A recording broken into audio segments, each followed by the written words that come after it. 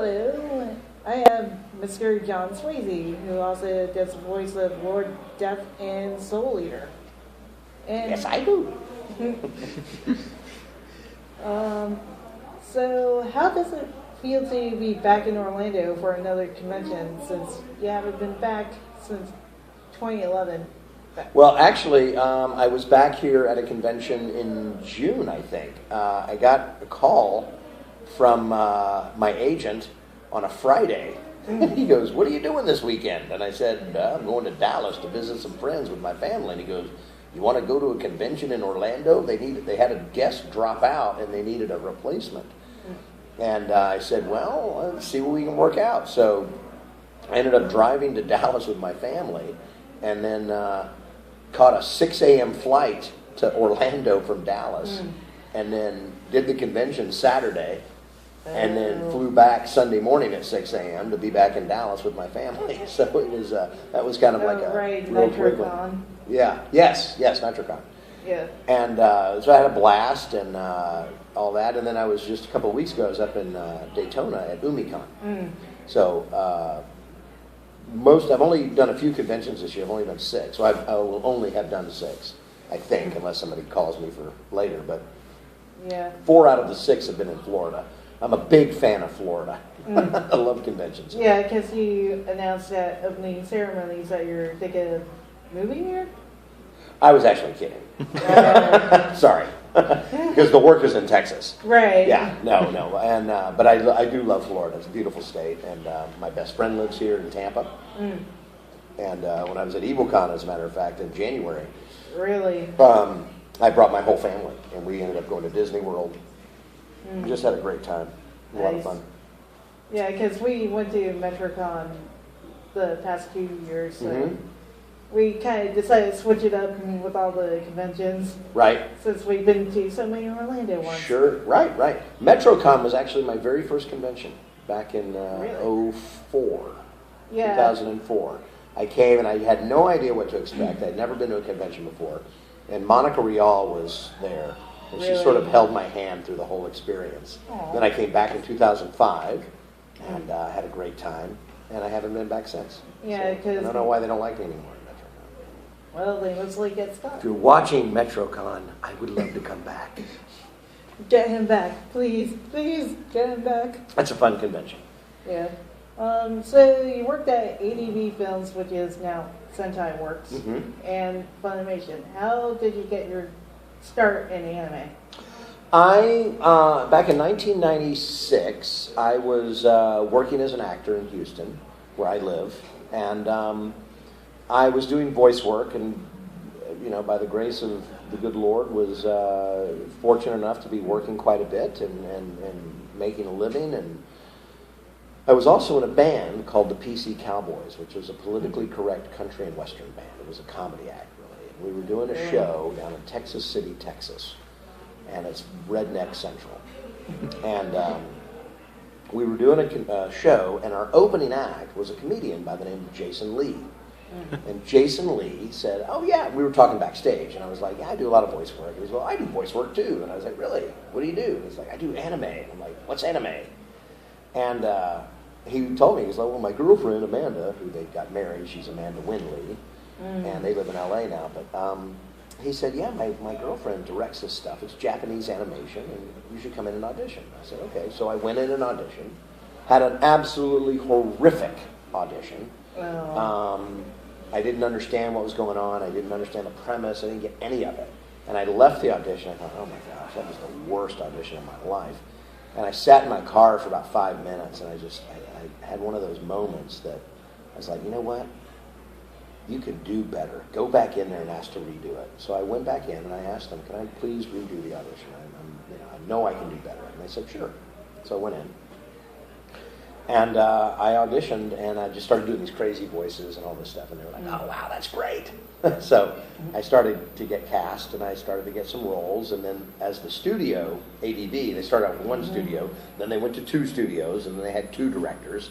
I started working for both of those directors, Matt Greenfield and Jackie. I can't remember Jackie's last name, but she worked there for a while. But anyway, so I was doing some stuff there and doing some stuff. And then in about 1999, I got a call from Stephen Foster, who I'd worked with in advertising. He was now directing at ADB. And he's like, hey, I'm working at this company. Could you come in and do it? I was like, yeah, Stephen, I've been working there for years. I know, yeah. But at that time, now they were like really growing, and they grew into a 5-6 studio facility.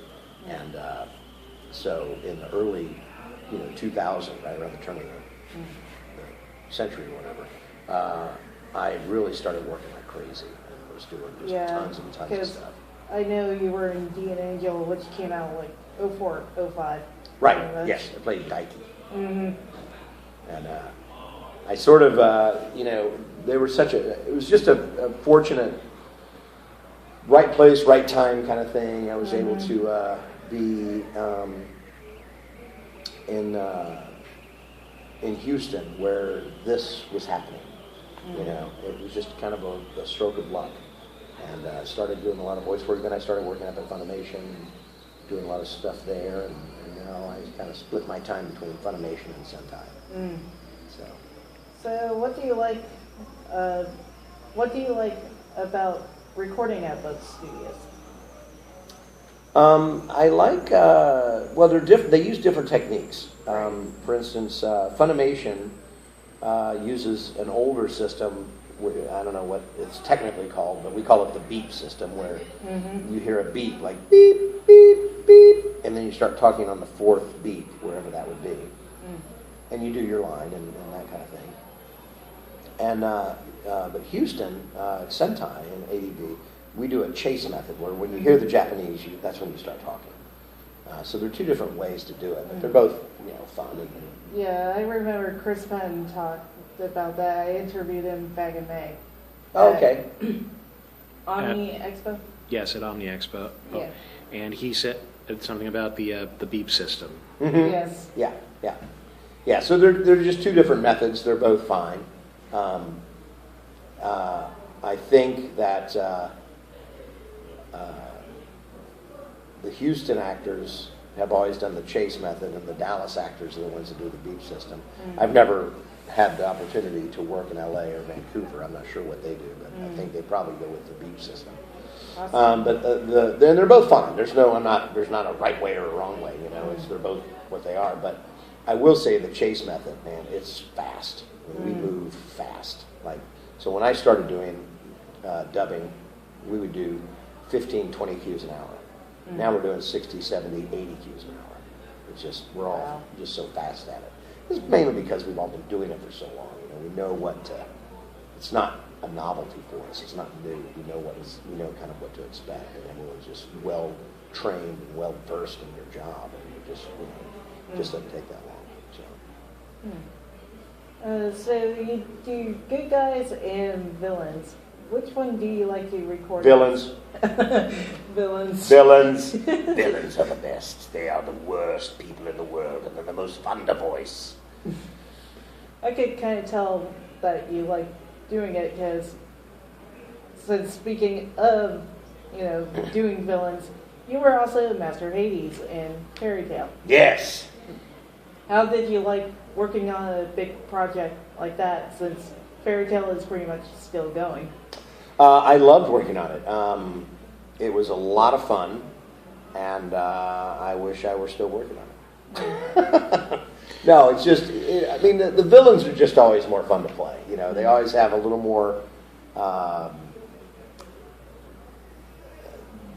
dynamics to their. You can have more fun with the voices, right? Because you're not just like Chris Patton, for instance. You brought him up earlier. He's always going to play that hero.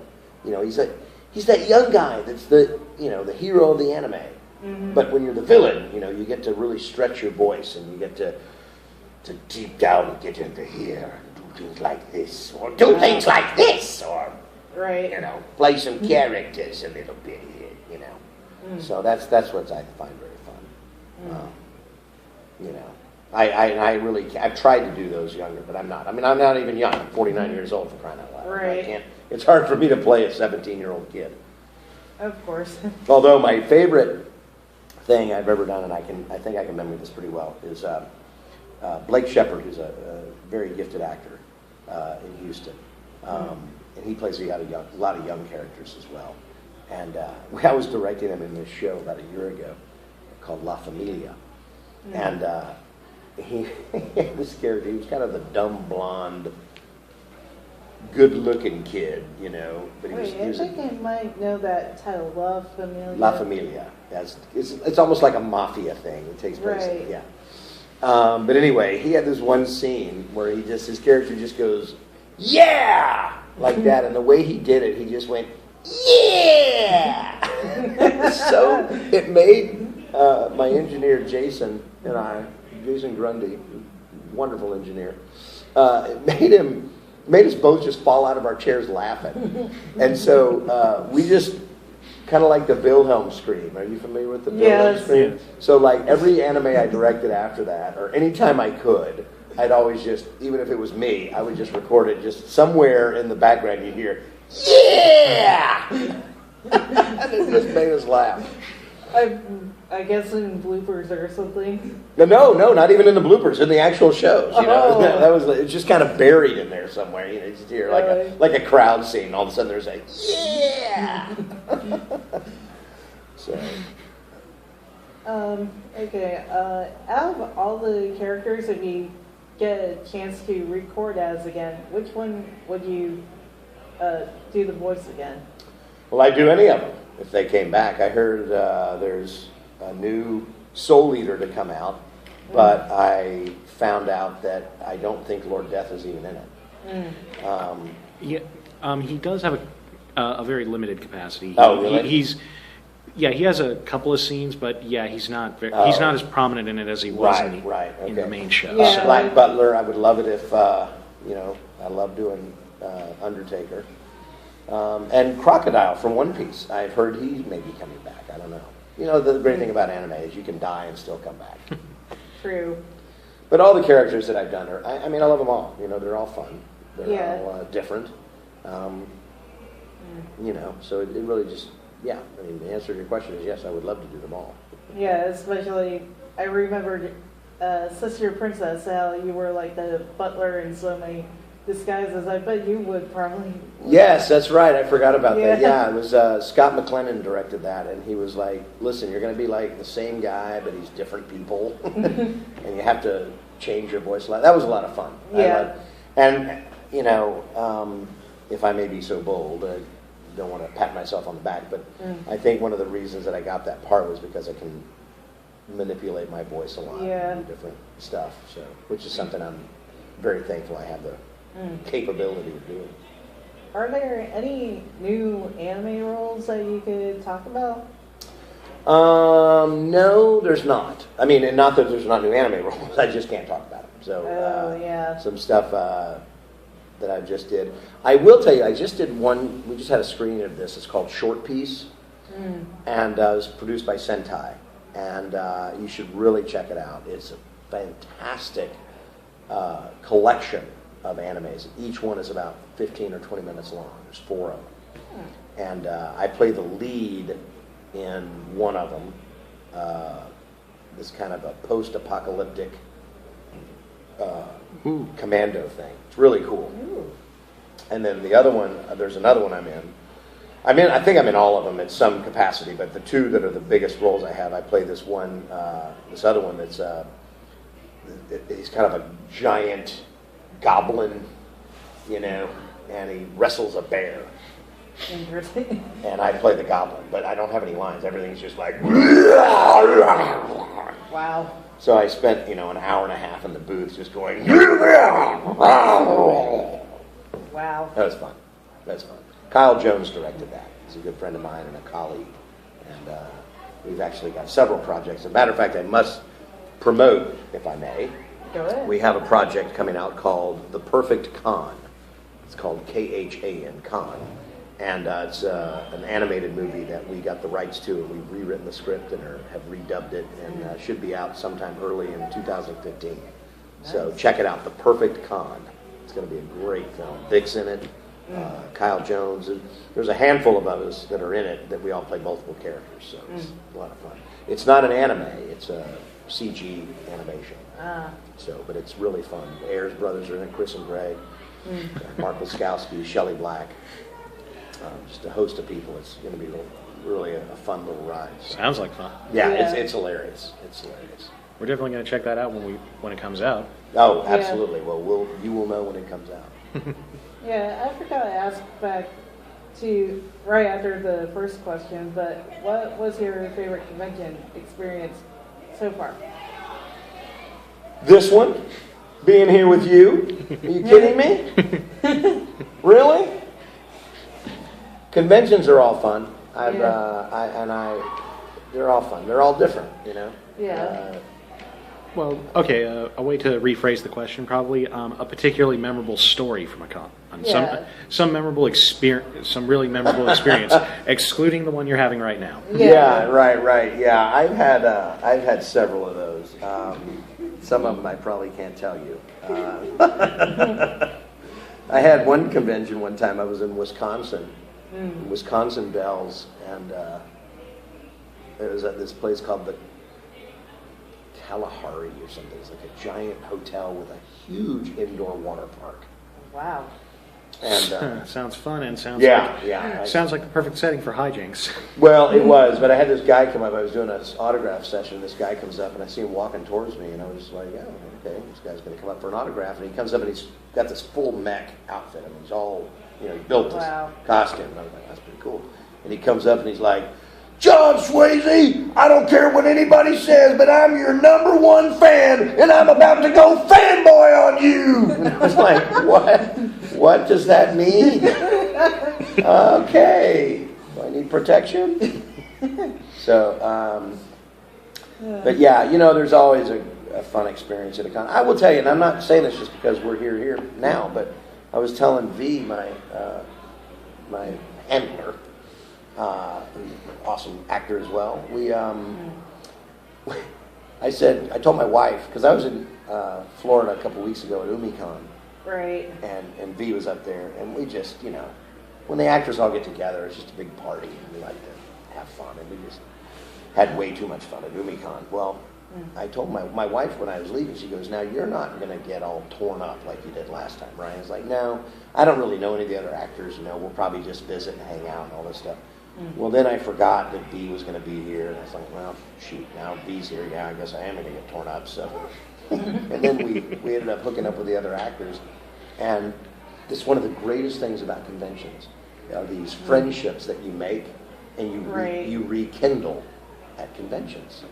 You may not see each other for weeks or months at a time, but when you hook back up, it's like, "Hey, what up?" Exactly. And you just have a blast, and it's just the convention scene is such a great thing, big or small. I've been to conventions like this one with, 500 or 600 people, and I've been to conventions that have 27,000 people. And it's... Sounds like MegaCon right there.